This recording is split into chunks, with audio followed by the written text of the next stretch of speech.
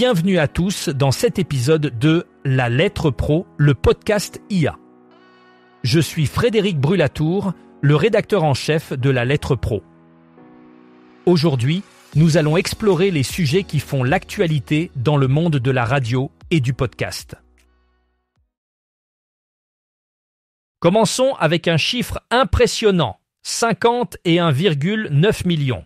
C'est le nombre de Français qui ont écouté la radio au moins une fois entre janvier et mars 2025, selon l'étude IAR Insights de Médiamétrie. Cela représente plus de 9 Français sur 10, soulignant l'importance continue de la radio dans la vie quotidienne. Que ce soit à domicile ou en déplacement, la radio reste un média de choix, confirmant sa place centrale dans les habitudes audio des Français.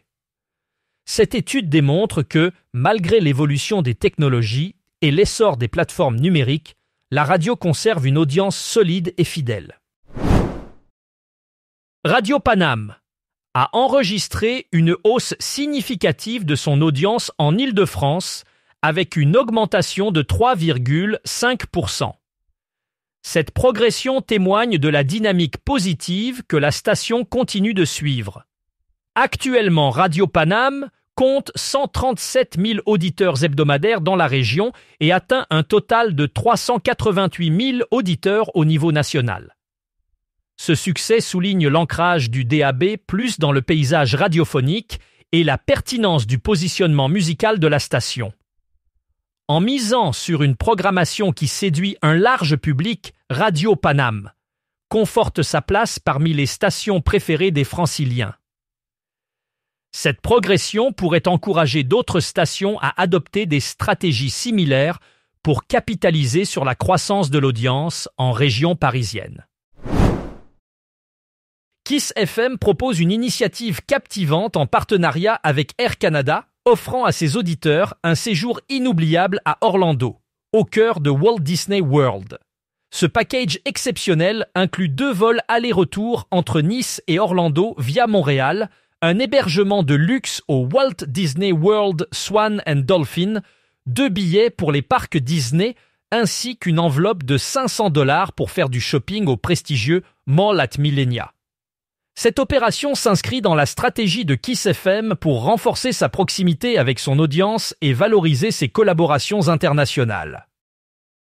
Parallèlement, Kiss FM continue d'améliorer sa présence technique avec l'ajout d'un nouvel émetteur DAB+, pour mieux couvrir les axes autoroutiers A52, A50 et A501.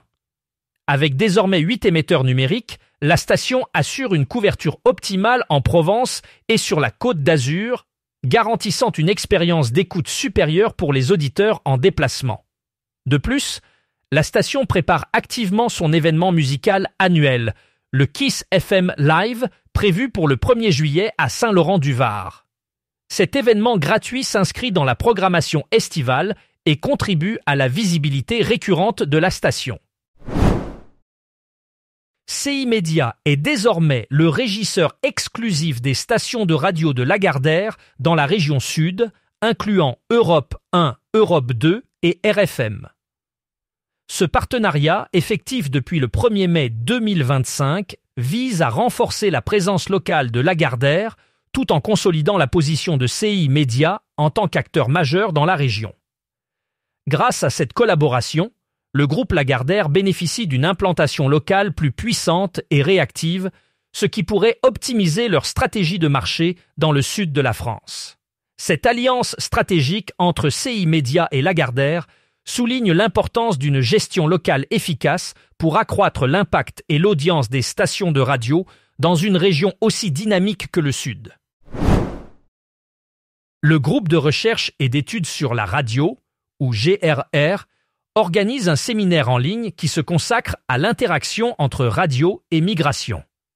Ce séminaire vise à explorer la représentation des migrants dans les médias radiophoniques, souvent limités à des récits dramatiques ou victimaires.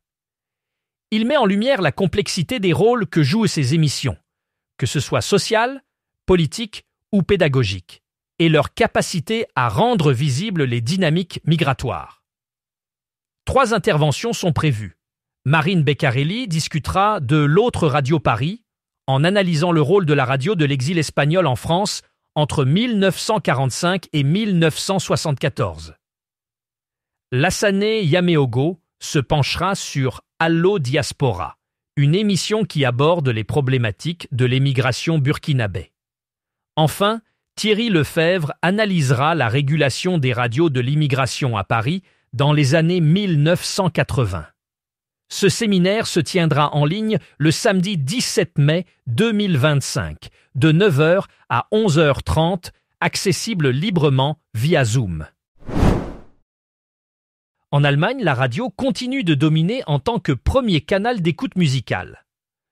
Selon le rapport annuel Musikindustrie in Zahlen 2024, publié par le Bundesverband Musikindustrie, le marché musical allemand a atteint un chiffre d'affaires de 2,38 milliards d'euros en 2024, marquant une augmentation de 7,8% par rapport à l'année précédente. Cette croissance régulière s'observe depuis 6 ans, démontrant la stabilité du secteur. Malgré l'essor des plateformes numériques, la radio conserve une part significative dans les habitudes d'écoute musicale des Allemands. Cette situation s'explique par la diversité de l'offre radiophonique et la capacité des stations à s'adapter aux goûts variés de leur audience. Ainsi, la radio reste une source incontournable pour découvrir de nouveaux titres et artistes, tout en offrant un contenu musical diversifié et accessible à tous. Alors que la fête des mères approche, la deuxième partie du Women's Audio Report, menée par Edison Research et Sirius XM Media, s'intéresse aux raisons qui poussent les femmes, et plus particulièrement les mères, à écouter la radio en 2025. Publiée le 30 avril 2025, cette étude met en lumière l'importance de la radio comme refuge sonore pour les mères américaines. Elle révèle que ces femmes recherchent avant tout un espace d'évasion et de détente, loin des responsabilités quotidiennes. La radio, avec sa grande diversité musicale et ses émissions variées, répond à ce besoin en offrant un contenu personnalisé qui s'adapte à leurs goûts et préférences. Ce rapport souligne également que la radio reste un média privilégié, même à l'ère des plateformes numériques, car elle permet une connexion émotionnelle et un sentiment de communauté, des éléments essentiels pour les auditrices mères.